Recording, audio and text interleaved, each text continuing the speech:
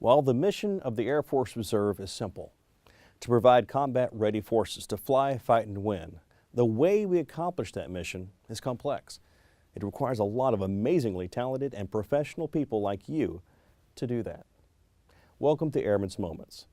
Each episode of Airmen's Moments is designed to take you behind the scenes, to peel back the onion, as it were, and take the mystery out of how the reserve mission is accomplished.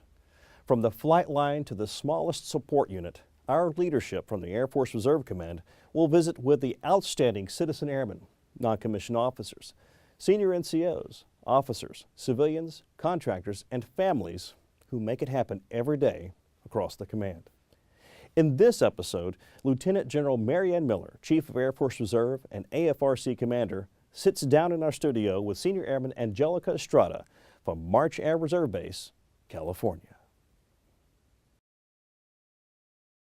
So ma'am, do you mind explaining to all of the airmen out there exactly what your initiative in preserving and building and shaping our Air Force? Because I don't believe many of our airmen know of that initiative that you have planned. Yeah.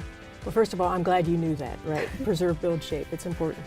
And what's important about it is, when I talk preserve, I talk about preserving our foundation as a part-time force. We're citizen airmen, yes. And in each mission set, there's a tension to bring more full-time participation to each mission set. Why?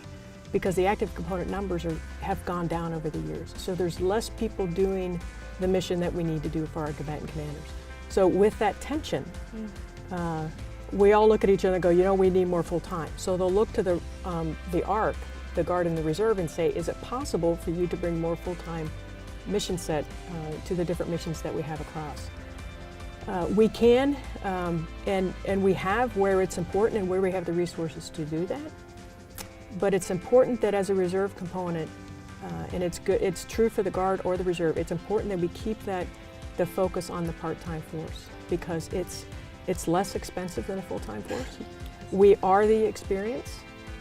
That's how you can afford that, because we are the experience. We all come off active duty for the most part.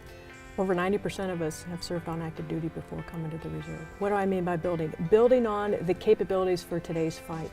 We're ready for today's fight. We engage every day in today's fight. Are there gaps in us being ready?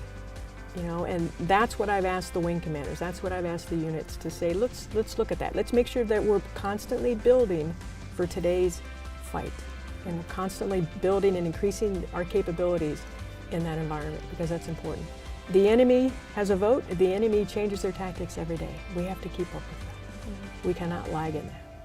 And with the pace of technology, we certainly cannot lag in that. So it's important that we continue to build on how we execute the fight today.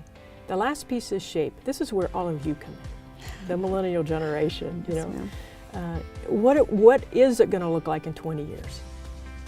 Certainly we're all going to be, our thumbs are going to be worn out by that time, right? Yes. Doing all the texting, and just technology is just going to so drastically change the way we execute everything. So it's important to try, as an Air Force Reserve and as an Air Force, to stay ahead of that change. It's hard. It's hard to stay ahead of it.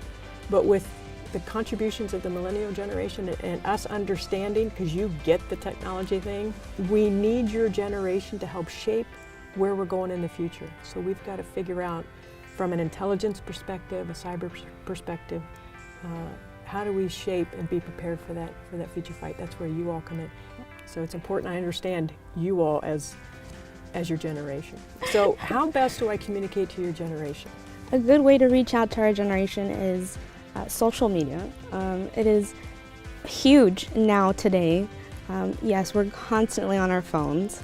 If it's not a phone, it's a tablet, our laptops, you name it, the TV, we're constantly on there. Mm-hmm. I feel like that's the best way to really grab our attention. Maybe more visits to bases, mm-hmm. more seeing you, ma'am, just really explaining it out there more to the airmen. All of that, all put together, I feel it would really get it out there for my generation to know that. The FaceTime social media piece still scares me a little bit, right? Because it's important that we be responsible in that environment. And I tell my nieces and nephews, whatever you do in that social media space, at some point is going to follow you, right? So it's important as airmen, it's important as young people to understand that when you go for an interview in 15 years or 5 years or 10 years from now, they're going to pull up stuff from way back when, you know? So just have that awareness, have that cognizant part of your decision space as you work within that social media environment. You know, and there's also the enemy's watching within that environment too. You know, as a general officer, I think about that a lot, you know, because they're out there, they can reach it. Anything you put out there can be seen. Yes, ma'am. And I feel it's important as well to also just carry those Air Force core values 24/7, even out of the uniform. Perfect. So definitely, I agree with you on that as well. We definitely should be more cognizant of everything that we put out there. Yeah. But definitely. Yeah, from just an OPSEC perspective also. But you're right, we are airmen 24/7. You're absolutely right.